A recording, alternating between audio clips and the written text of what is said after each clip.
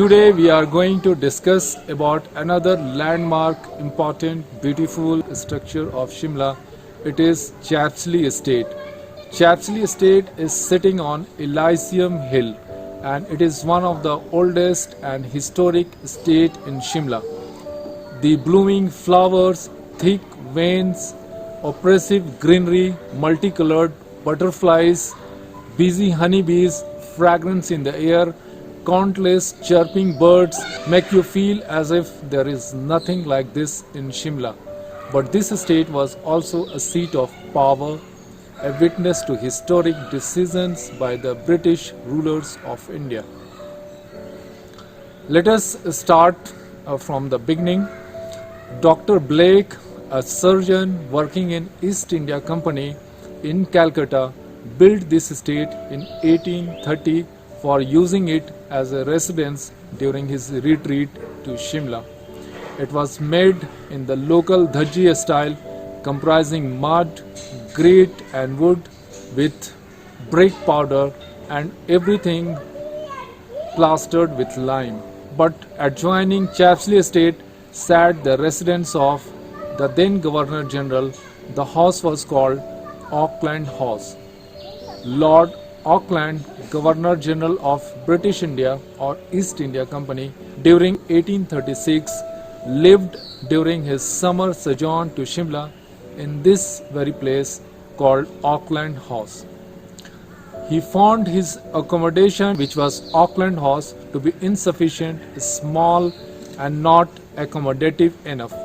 So he took this property, Chapsley Estate, first on the rent and then he purchased it in 1836. Then what did he do with this property? He housed his officers, his private and military secretaries, his ADCs in this very place. He gave this estate the name Secretary's Lodge. So the previous name of Chapsley Estate was Secretary's Lodge, and at this place the staff of Lord Auckland lived and worked. 52 years old Lord Auckland, whose real name was George Eden, and had studied at Christ College in Oxford, took a historic decision with his men at Chapsley Estate in June 1838. To further the British imperialism, he decided to restore the throne of Afghanistan to one Shah Shuja, a 63-year-old Pathan.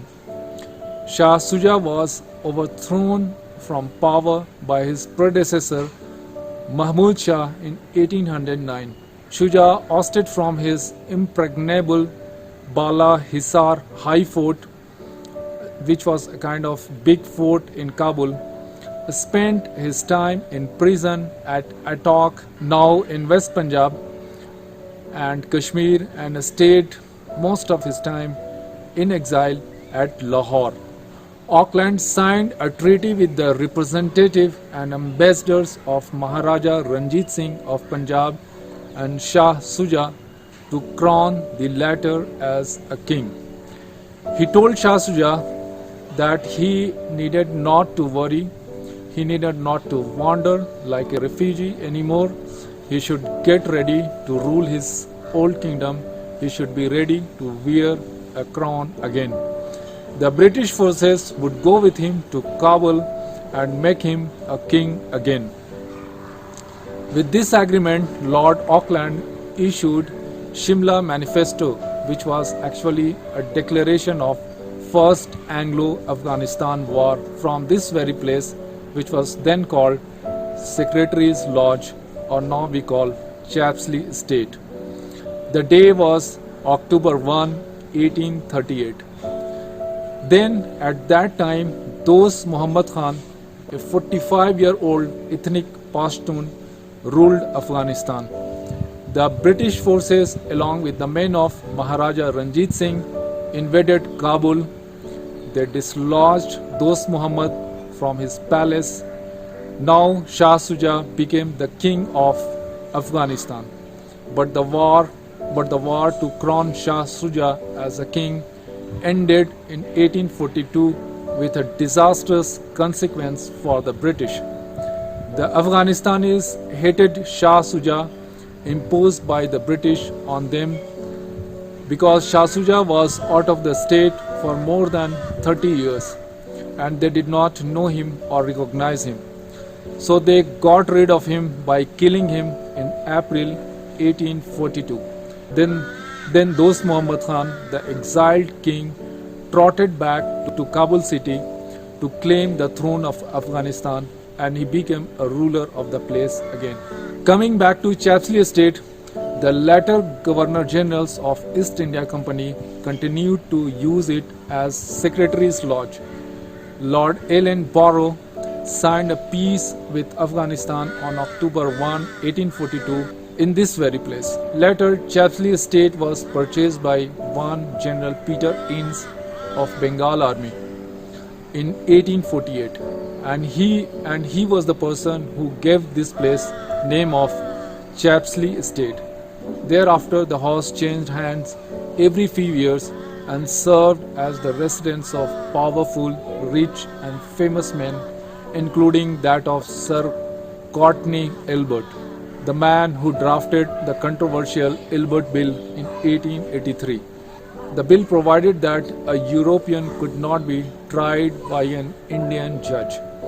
Till then, only a European judge could try a European or a British man in India.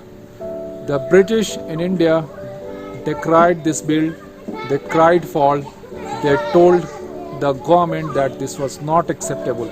They thought that the Indians were inferior humans and they were intrinsically not capable to judge a European a superior race. Next, in the life of Chapsley Estate came a manager. He was a banker, a manager of Alliance Bank of Shimla, a very famous bank, and his name was Arthur Kerr. He purchased this estate in 1896. He retained the original structure of the property and enlarged it, made it more beautiful. He gave it the shape that it looks today. Then Raja Charanjit Singh of Kapurthala purchased this property in 1938 after the death of the banker Arthur Kerr. Singh converted this property into a summer residence. He came from Punjab and he stayed here and used it as a summer residence.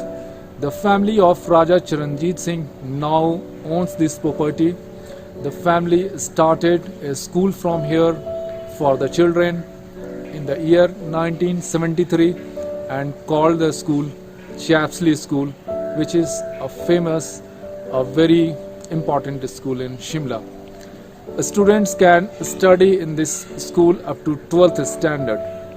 The owner also used some part of the estate as a heritage hotel, and a person like you and me could come and stay here by paying the tariff. Big beautiful estate was reduced in size because of the Land Selling Act of Himachal Pradesh, which provided that a person could not hold a very large area. Chapsley is located in Lakkad Bazaar area of Shimla, a little ahead of Auckland Tunnel on the main road. It is a beautiful place to be, and if you come to Shimla, please do not forget to see this. Thank you very much for watching this video. We would meet again with some other important structure or personality.